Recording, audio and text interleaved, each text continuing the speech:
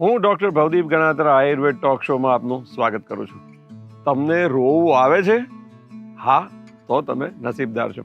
મિત્રો, રોવું એ એક ડિબેટેબલ ઘટના છે. નાના છોકરાઓ બહુ જ સહજતાથી રોતા હોય છે અને પછી એમને એવી ટ્રેનિંગ આપવામાં આવે છે કે રોવાનું બંધ કર. અને મોટા થયા પછી ઘણી વખત એવું થતું હોય છે કે કોઈ આઘાતવાળી સ્થિતિમાં માણસ રોવે નહીં ને તો લોકો ચિંતા કરે છે કે આને રોવું નથી આવતું તો તકલીફો થશે. તો રોવું એટલે આંખમાં આંસુ આવવા, એને રોવું કહેવાય. હવે આંખમાં આંસુ બે રીતે આવે.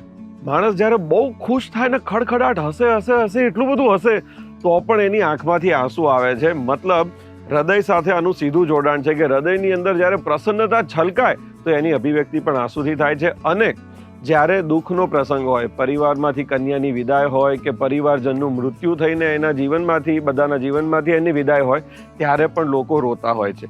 રોવું એટલે કે આંખમાંથી આંસુ આવવા એ હૃદય સાથે ભાવનાત્મક બાબત જોડાયેલી છે. અને મિત્રો, એટલે જ આપણા આયુર્વેદ શાસ્ત્રમાં આંખમાંથી આંસુ નીકળતા હોય તો એને કદી રોકવા નહીં જોઈએ. અને જો એને રોકવામાં આવે તો કેવા રોગો થઈ શકે, એમાં એક સૌથી મહત્વની બાબત છે કે હૃદય રોગ અને હૃદયનો દુખાવો.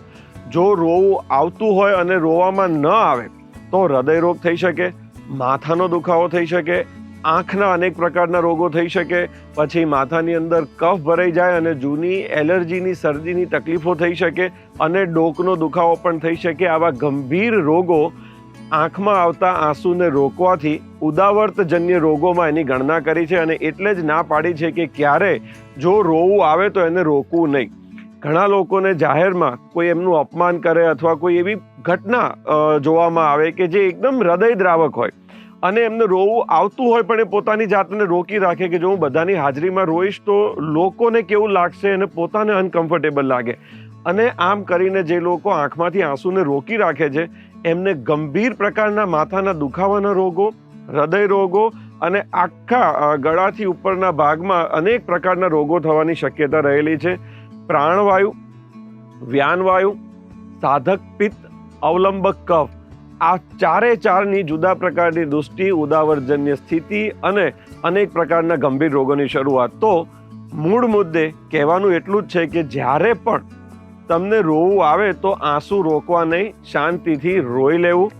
બધાની હાજરીમાં રોવામાં તકલીફ લાગતી હોય તો તમે બાથરૂમમાં જઈને રોઈ લો, બાલ્કનીમાં જઈને રોઈ લો, એકલા જઈને રોઈ લો. પણ રોવાનું કદી રોકવું જોઈએ નહીં. ઘણા બધા રોગોથી તમે તમારી જાતને બચાવી શકશો.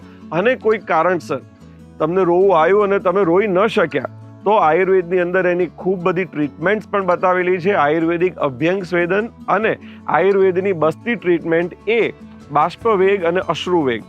રોવું એને આયુર્વેદમાં બાષ્પ કીધું છે અને અશ્રુ કીધું છે. બાષ્પવેગ અને અશ્રુવેગના વિધારણથી થનારા તમામ રોગોની જે ચિકિત્સા બતાવી છે એમાં આયુર્વેદિક અભ્યંગ સ્વેદન અને બસ્તી ટ્રીટમેન્ટ એ ખૂબ જ ઇફેક્ટિવ છે. તો મિત્રો, જો તમને રોવું આવે છે અને તમે રોઈ શકો છો તો તમે નસીબદાર એટલા માટે છો કારણ કે હૃદય રોગ, માથાનો દુખાવો, એલર્જીની શરદી અને ડોકનો દુખાવો, આવા ઘણા બધા રોગોથી તમે પોતાની જાતને બચાવી રહ્યા છો. તો આ વિડીયોને લાઈક કરજો, સબસ્ક્રાઈબ કરજો અને જેમને રોવું આવે છે અને જેમને રોવું નથી આવતું ને એમની સાથે શેર પણ કરજો. આયુર્વેદમાં આ બધી જ વાતો બતાવેલી છે કે તમને અને તમારા પરિવારને હેલ્ધી રાખવામાં મદદ કરે. અને આયુર્વેદમાં કીધેલી આ બધી જ શાસ્ત્રોક્ત વાતોને આયુર્વેદ ટોક શોના માધ્યમથી દર શનિવારે હું આપની સમક્ષ લઈને આવું છું. તો અમારી આ SGVP હોલિસ્ટિક હોસ્પિટલની ચેનલને તમે સબસ્ક્રાઇબ કરીને રાખજો એટલે એક પણ વિડીયો સ્કીપ ન થાય. તમે અને તમારો પરિવાર હંમેશા સ્વસ્થ રહો, શારીરિક અને માનસિક રીતે, એવો પ્રયાસ અમે કરીએ છીએ. કમેન્ટમાં જણાવજો તમને આ વિષય કેવો લાગ્યો અને બીજા કેવા વિષય આપ ઈચ્છો છો કે અમે આયુર્વેદ ટોક શોમાં દર શનિવારે આપની સમક્ષ લઈને આવીએ. તો આજે મને રજા આપજો, મળીશું આવતા શનિવારે.